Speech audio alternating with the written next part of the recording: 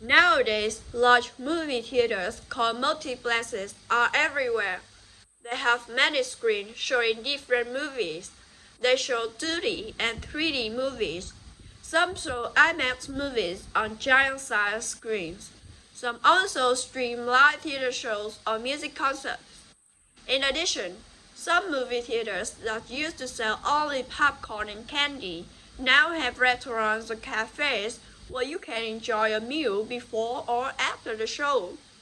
Because of competition from TV, movie, and home entertainment, movie theaters must find new ways to get people back into their seats. Some movie theaters now provide experiences where the audience dresses in costumes or sings along to the music. Outdoor or rooftop movie theaters are popular in some cities in the summer. You can also go to the drive-in movie theaters where you watch the movie in your car.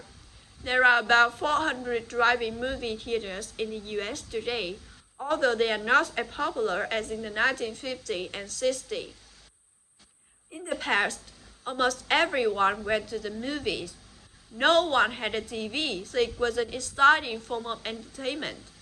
Many beautiful movie theaters opened in the 1920s and 30s, when people of all ages went to see the latest Hollywood movie on the big screen.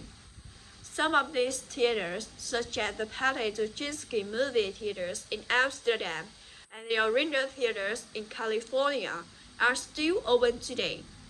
However, many of the old buildings that used to be movie theaters now have other uses or are closed. In today's lecture, I want to tell you about Movie-Thato-Upcycling. Tato is a young businesswoman from South Africa. She noticed that many poor school children in South Africa face some problems. First of all, a school often a long way from home. Each morning and evening, these children have to walk many kilometers to school and back again. It is dangerous because there are a lot of cars and trucks on the roads. Second, their homes often don't have electricity. When they get home, they find it difficult to study in the dark. Tato also realized that South Africa has a problem with plastic bags. A lot of plastic bags are thrown away and end up ashtray in the streets. In fact, children often carry their books to school in simple plastic bags. Tato thought that she could solve both of these problems. She decided to create school bags from recycled plastic bags. They are called repurposed school bags. Repurposed school bags were designed to help school children. They have solar panel, a battery, and a light.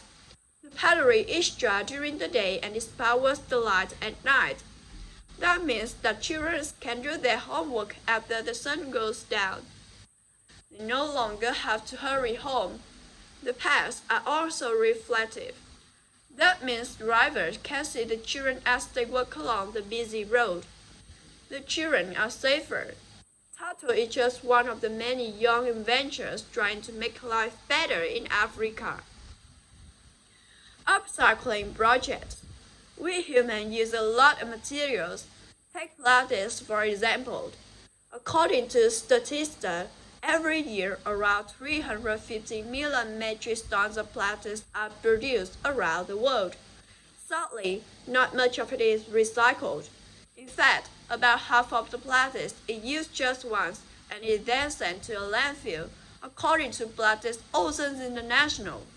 In 2007, Trevor Fishman of Fast Company magazines reported that 1 million plastic bottles are bought every minute of every day in the US, but only around 23% are recycled. 4 trillion plastics are produced each year, and only 1% are recycled. According to Waste Management, our use of other plastics is not much better. Plastic use is a big problem. Many people are looking at ways to upcycle different materials. Upcycling involves finding new uses for materials at the end of their original use. In one project, A greenhouse was created using old plastic water bottles. In others, large coffee cans or old rubber boots were turned into containers for plants, and old rubber tile became noble covers. Artists, too, upcycled materials. Tim Noble and Sue Weston, two British artists, create what look like piles of trash. When the light shines on the trash from a certain angle, it makes an interesting shadow on the wall. These days, institutions such as colleges and companies are looking for smarter ways to use materials. This involves reducing the amount of materials they use and thinking of ways to upcycle materials so that they last a long time.